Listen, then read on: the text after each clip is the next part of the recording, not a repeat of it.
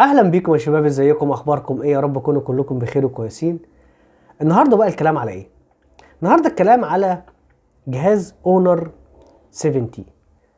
اونر 70 الجهاز ده نزل لسه امبارح. الجهاز ده ثمنه 20,000 جنيه. النهارده عايزين نعرف ال 20,000 جنيه دي هتدينا ايه؟ موبايل ثمنه في السماء.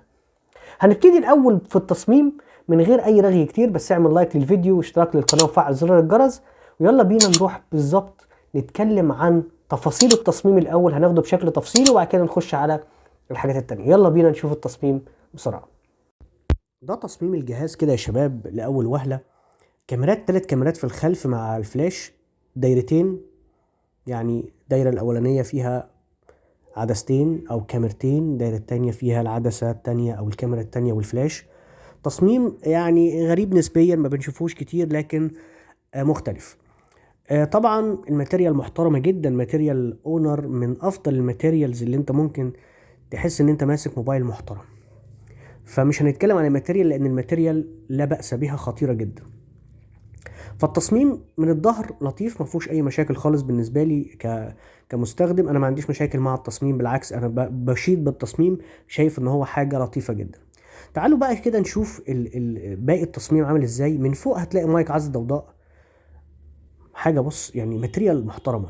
طبعا الشاشه وما ادراك ما الشاشه. الشاشه دي يا جماعه الشاشه اوليد، مليار لون، اتش دي ار 10، 120 هرتز. شاشه قويه جدا، واخده كيرف صغير كده. وزي ما انت شايف التصميم مع الاتقان مع الماتيريال، زراير الباور مع زراير خفض الصوت، حاجه محترمه جدا. هتحس ان انت ماسك موبايل بريميوم فعلا، مش كلام. بيستحق ثمنه كتصميم وكبريميوم. انا لحد هنا بتكلم عن التصميم وعلى ان هو الماسكه.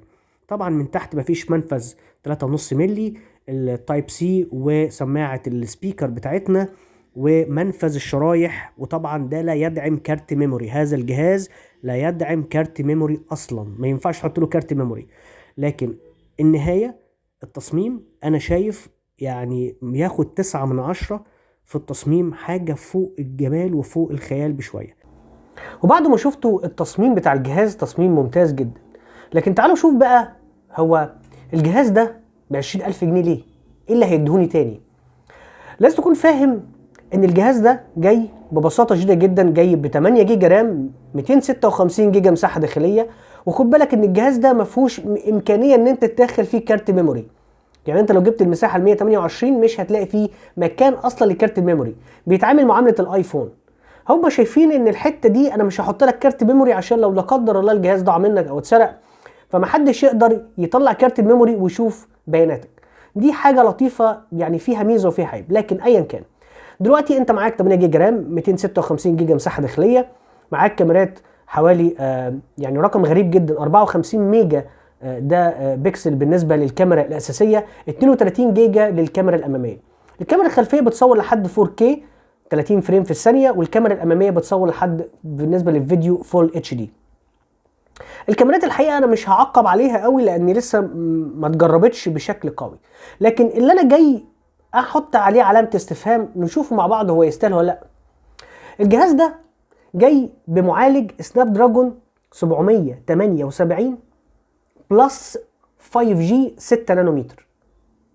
هتقول لي هو نفس البروسيسور ده موجود في السامسونج A52 اس سناب دراجون 778 جي؟ هقول لك لا، بس اللي في اونر 70 778 جي بلس.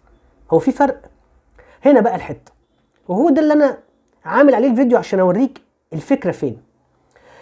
الفرق بين المعالجين السناب دراجون 778 جي وال 778 جي بلس اهو. تعالى كده نشوف الفرق.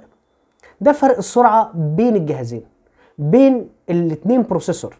طبعا هتلاقي فيه فرق في الكاميرات اكيد، وهتلاقي فيه فرق في العتاد نفسه. طبعا الجهاز زي ما انتم شفتوا الامكانيات بتاعه الشاشه بتاعته رهيبه، فهو امكانياته كشاشه رهيبه. امكانيات العتاد الداخلي بتاعه ممتاز جدا. البطاريه بتاعته 4800 ملي امبير، بتشحن ب 66 واط، يشحن لك من 0 ل 60% في 20 دقيقه. امكانيات ممتازه. طب هل بقى ان انا ينفع اروح اخد 20,000 جنيه واحطهم في جهاز زي كده؟ طب ما انا هزود عليهم 1000 او 2000 واجيب نوت 20 من سامسونج وامكانيات اعلى ببروسيسور فلاج شيب. مش منطقي برضو؟ حقيقه جهاز في السماء. هو عيبه الوحيد يعني انا لما عمال اقلب في عيوبه كده، عيوبه الجهاز ده ان هو في السماء 20,000 جنيه. وخد بالك انت ولا هتلاقيه في عند اي تاجر غير في بيتك، يا اما توبي يا اما رايا، مش هتلاقيه غير في الثلاثه دول. 20,000 جنيه كتير جدا على جهاز بالامكانيات دي. امكانيات هي مش وحشه، امكانيات على فكره الجهاز ده قوي جدا، لكن بال 20,000 جنيه دي انا ممكن اوظفها في اي حاجه. انا ممكن بال 20,000 جنيه دي اجيب حاجه يوزد قويه جدا بضعف امكانيات الجهاز ده. انا ليه ادفع الرقم ده؟ طبعا اونر سايبه يعني حاطه الكاستمر او حاطه العميل مش مديله اي اعتبار، ومخليه تو بي وبيتك ورايا هم اللي يحتكروا السوق في الاونر 70، وبالتالي مفيش اي امكانيه ان الجهاز ده يتحرق. يتحرق يعني ايه؟ يعني سعره ينزل. فهم اللي محتكرين السوق، وده طبعا بيرجع لان اونر هي اللي بتكسب اكتر في القصه دي. طبعا الموضوع بايخ بالنسبه للسعر، سعر قوي جدا محتاج يعني يتعدل له شويتين ثلاثه. انا اروح اجيب اي موبايل تاني يوزد افضل من ده، لكن كامكانيات هو ممتاز جدا كامكانيات. ده الشرح البسيط بالنسبه للجهاز ده كنت محتاج اوضح لكم، لان الجهاز ده لسه معلن عليه امبارح. النهارده يوم 26 ولسه امبارح هم عاملينه يوم 25. يعني اتمنى ان انا قدرت اكون فدتكم. ما تنساش تعمل لايك للفيديو لو عجبك، واشتراك في القناه وفعل زرار الجرس عشان يوصلك كل جديد. ولو احتجت اي سؤال انا هستناك تحت في الكومنتات، هرد عليك في اقرب وقت ان شاء الله. اشوفكم الفيديو الجاي. تحياتي لكم.